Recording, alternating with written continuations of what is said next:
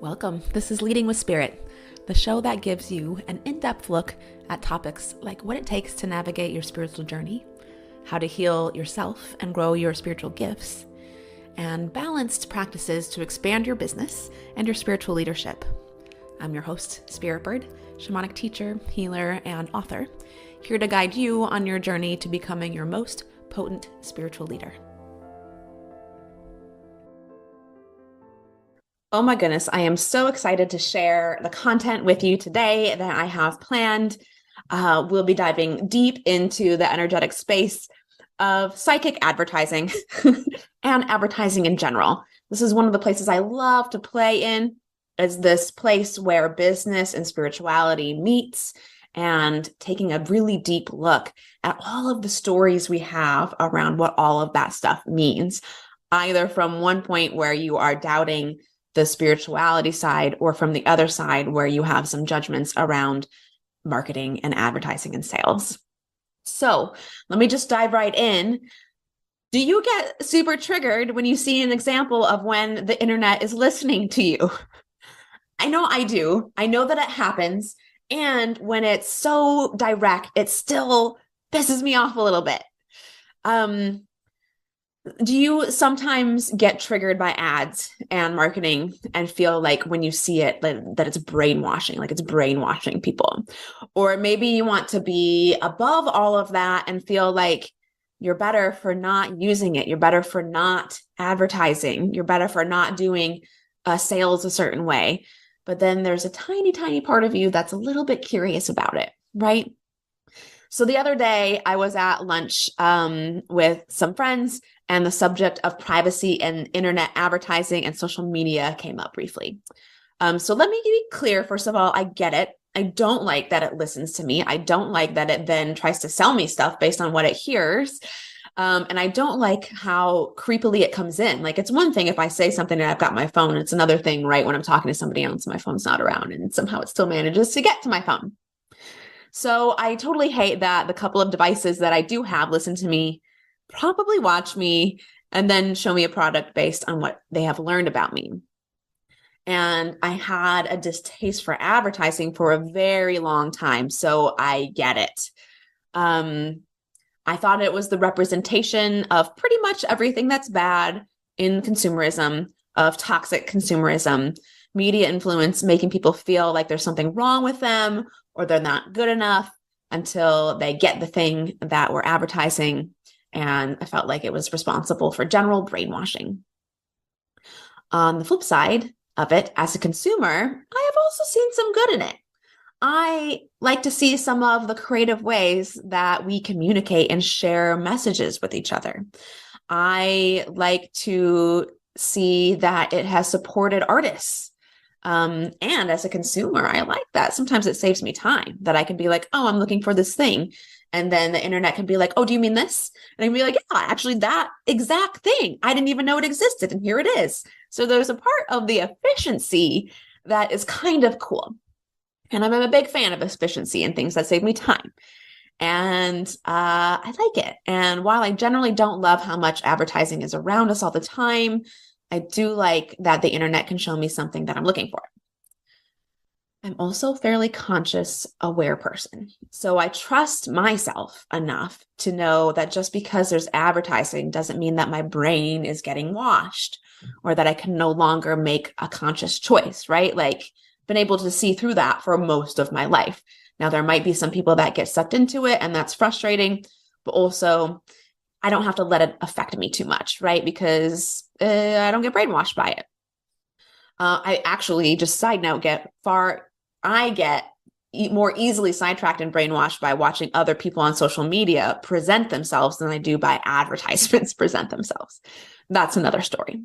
So the common rhetoric that comes along with advertising is that it brainwashes people, or it makes us feel bad or feel pressured into buying something. But I know that I can see an ad and I know what is true for me and what is not true for me. And also generally not react to advertisements that are lower vibration. And in general, what I found is when I used to get more triggered by that, it was because of all of the stories I had about advertisement. And now that I've used it in my business and find it to be a brilliant tool, that I do recommend for you when you're in the right place, I can detach from some of those stories that I had. And in general, I believe that as consumers, sometimes we forget that the products that we use are businesses, that are companies that have operating costs that were started at some point by individuals like you and me. They may not have the best intentions in mind anymore, but they're still businesses run by humans. And so are things like social media, right? They are still private companies. They have a pretty big part in our lives, but they're still private companies that have costs. They employ thousands of people. They need to make money somehow. And because we use them so regularly and they've become so ingrained in our lives, we kind of start to think that they owe us, that they're supposed to do something for us, and we can kind of get arrogant about it, right? And with most of the apps that we use that are free, it costs something to run them. And instead of asking for our money, they ask for our info. And we know that. We know when we sign up that that's what the agreement is. We have to sign off on a thing, whether you read it or not. You have to sign off on a thing. So it's not some secret. So the charge is giving up some of our privacy. The charge is giving up some of our information. And I know it still sometimes feels like it's like hidden in there. We didn't know, it wasn't very obvious, or we should have known, or they didn't make it clear enough. But also, we know that's what's happening. We know that's the agreement. So when we get mad about it, that kind of frustrates me, not because I like it or I'm happy that it's that way, but because let's not pretend that we don't know. Let's not pretend that this wasn't part of the agreement. And if you would like them to not listen to you, there is nothing making you use that product. There is nothing that says you have to have Facebook on your phone, So let's not pretend that they're sneaking something by us when we actually did know, but we just wanted to look the other way and pretend that we didn't know, right?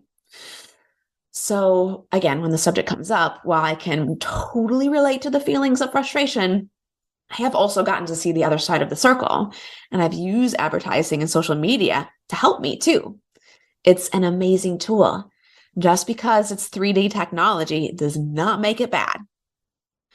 But, okay, so here's the thing. This is where it starts to get interesting.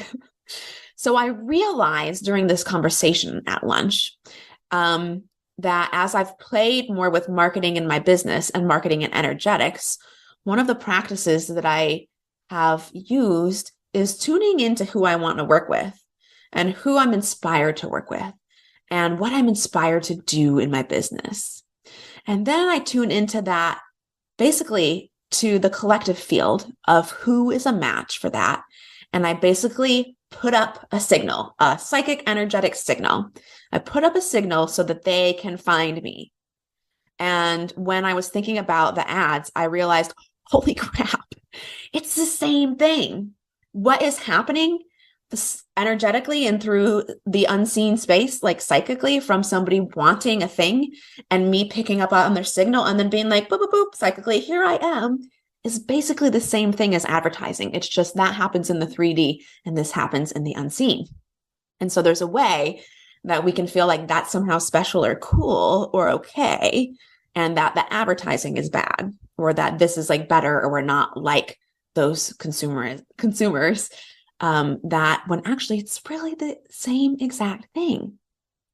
But then when I realized that, I was like, oh God, I started to feel like it's a little bit of shame around this. So this is kind of part 2 to what I was talking about in the story with the hooks and the empath narcissist work, right? And when the hooking into somebody else is a 2-way street, and then they can hook into me. So what I realized is that at first, my instinct was to be like, oh no, I'm invading somebody else's privacy by psychically presenting something that I know that they want, or like showing up in their consciousness and then guiding them to me. This has happened many times. I cannot tell you how many times I've talked to somebody and they've shared a story about right before they saw my ad or saw a post, they were asking for a guide. I even had one woman who was courting joining shaman school, and she was asking for a sign that it was the right choice. And long story short, basically, she was in traffic. Something told her to wait a second, and she waited for the car to pass her. And then when she turned behind the car had my initials on it and was an Alaska plate, which is where I was living at the time. And she was in Texas. Like, what are the freaking odds of that, right? That is how my energetics work. And it's a two-way street, right? She asked, and there I was. And I know that sometimes spirit sends me in to be that for somebody. I know often spirit sends me in to be the answer for someone's prayer, not because I'm some amazing thing that's better, but because I have been through the thing that they're about to be navigating. And so I'm a match for what they need, right? And they asked, and here I am. So I kind of went in initially to this, like, I started to feel a little bit of shame, like maybe I'm invading. And then I remembered that this is also part of the 3D agreement. They are also the ones that were saying, putting out that psychic signal. I want this thing. I want a teacher. I want to learn how to use my gifts. I want to be able to have a business doing this. I want to be valued for the spiritual gifts that I have. I want my feminine to be seen and noticed. I want to feel safe sharing my spiritual side. Those prayers I can hear because that's what I'm designed to help people with. So when you pray for that, I can hear it and I can create an offer that will help you do the thing. I'm like the advertiser's algorithm. I have that capacity. Probably you do too. And I do that shit all the time. And sometimes I mix it in with the ads, right? And then when I really thought about that, I realized, well, yes, this is the same as advertising, because I wouldn't have had the sense to call them in if they weren't calling me in too. In the same way that I could be frustrated that Facebook is listening to me or something like that, but then it shows me a thing I was just saying I wanted. The same is true when we work in the psychic energetic space. And there's this story by a lot of people that because it's not as like 3D as advertising, that somehow it's not the same thing or that it's better. So that was the piece that I woke up to. And so for me, what that actually means is it can give us more permission to use the 3D tools that we have. And remembering that this is a collaborative effort. It's a two-way street. It's not just one person doing a thing to another person. The fact that in their consciousness, they stated the desire for a thing that I offer actually came into my awareness and had me start to track that and start to change and start to heal parts of me that would allow me to work with them, that would interest me in changing me and becoming better so I could work with them. So their dream for me is my dream for them and vice versa. So I think it's an interesting question because it's not like it's wrong or right. I just think it's a matter of being conscious. And the same is with advertisements. It's not like one thing is right and one thing is wrong. It's just a matter of being conscious of what you're doing. When we aren't conscious of what we're doing, that's where we'll feel like the victim, right? Like when we forget that we agreed to let them listen to us, then we can go into victim mode. But if we're conscious, doesn't mean that we like it, doesn't mean we can't want to change the system or ask for something different. But then we don't have to fall into this victim mode, because that victim mode is actually being afraid of becoming conscious of what we're doing, right? And then the fear is if we become conscious or actually admit what we're doing, then it will be our fault. And then we'll have shame or the embarrassment, or that we will be responsible for wrongdoing. But actually, what I find over and over and over again is when you can actually look at the victim mindset, when you can actually take responsibility for what you're doing, even if it feels like it might be something horrible, it actually sets you free instead. It's like once I was able to look and see how I'm conscious of the way I do the psychic advertising, I can see that they are not a victim And I am not a victim. This is a two-way street that we've agreed to. And early on in my exploration of this type of work, I was carrying a lot of shame around that. I started to see how much energy is out and detectable by others. And again, consciously or not. And so I began to I began to feel a little bit of shame around it. I began to realize how much I didn't say that people could actually feel and knew, right?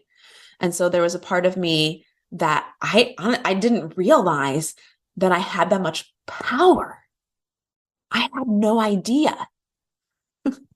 I was pushing all of that power outside of me, right? And I was afraid to hold it. I was afraid that if I held that much power, I would be responsible for it and I would be the bad guy. But then when I was able to see it, when I was able to actually become aware of it, and and see that actually one of the things I was afraid of is that I would be the one overwhelming or overpowering others. And I might have been overwhelming others, but overwhelm again is a choice that you make. It's a response that you choose to go into. It's not something that someone else actually does to you. And when I had this question, so I want to give you an example of like working through this. So I had this question of like, wow, I'm really starting to see how powerful I am and how much I communicate with people psychically and telepathically and in their dreams and in all kinds of different ways. So then I had this question. I was like, ooh, is this bad? Am I overwhelming others? Am I invading others? And for a long time, I didn't want to look at it because if the answer was yes, I was afraid of what that would mean. But actually, when I gave myself permission to ask the question and just see where it takes me, I had a really incredible experience. So one day I was working with the spirits. I was doing some journey work. Also, at the same time, I happened to be working with a client that I was noticing was in my awareness a ton. This particular person has been a very big teacher to me. And honestly was needy as fuck. They needed me. I'd learned so much from working with them and they're absolutely beautiful and we have a great relationship and they required a lot from me. So I was trying to undo this trap that I felt like I was in with them, where it was like, because they needed so much, I didn't want to do it. Like I didn't want to keep reinforcing this thing that they were special or different and needed extra attention from me, right? Like I did not want to keep that pattern going. But I also could, like, the more I would pull away, the more I could feel them all around me. And so I started to like wonder, like, one, I was like, I don't really want this person all up in my consciousness like this. And two, I was like, God, am I doing this to other people? And so at the time during this journey, like I was journeying with a slightly different question. And all of a sudden he was like, boom, like all up in my face. It was like all of his energy was all around me. And the telepathy was really strong. And there was a place where I was like, this is cool. And there was a place where I was like, dang, dude, too much time out. And so I started creating this story about how he was overwhelming me. And then I looked again.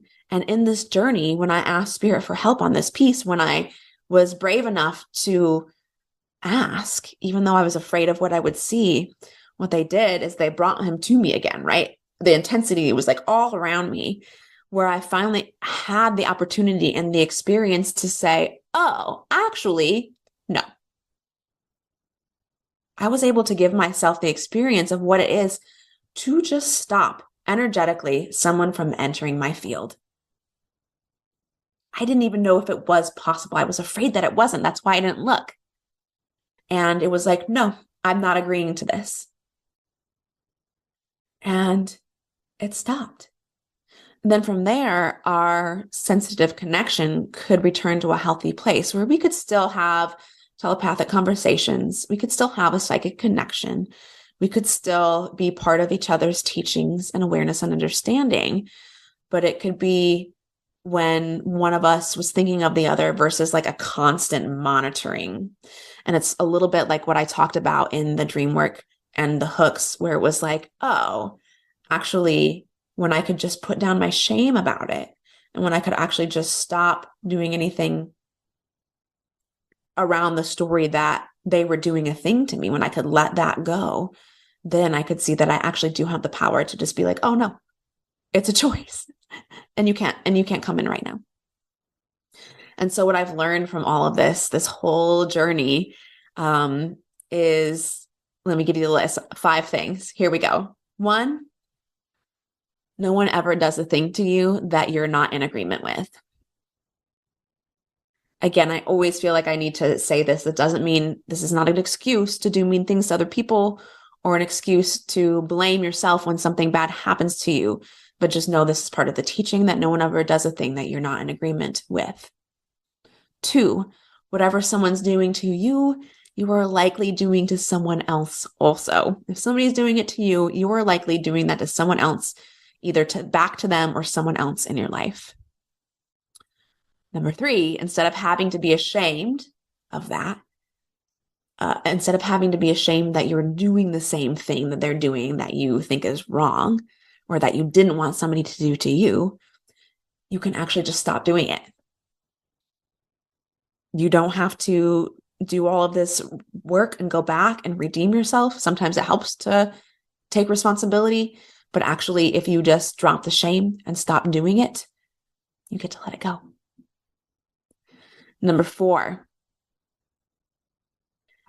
it's just what it is. When you realize it, it's just what it is. You have just become conscious of it. When you see the thing that's happening, that was the point. So you could see it. So you could see this thing. No other story attached to it. No other story so that you would be punished. No other story so that you would stay quiet. No other story about how they would win or anything like that. It's just so you could see it. Shadow stuff isn't necessarily shadowy because it's something we're doing that's bad, that we shouldn't do. Shadow stuff just means it's something we haven't seen before. And number 5, at any point, you can end the pattern by stopping the fight and not engaging in it anymore. By withdrawing your energy or your hook and simply saying no. And again, we've created a really brilliant way of working through this process. And I've been teaching it in shaman school, and we are having really incredible breakthroughs as a result of it. So if that is something that interests you, for sure, follow the links or reach out to me in a DM and apply to shaman school, and let's get moving. Thanks for joining me today. Have you been hearing the call to expand your spiritual gifts and step into your next level of conscious leadership? If you're a coach, healer, or a spiritual leader, you can learn more about shaman school and growing your spiritual business on our website, holtonhealingarts.com, or send me a DM at Holton Healing Arts.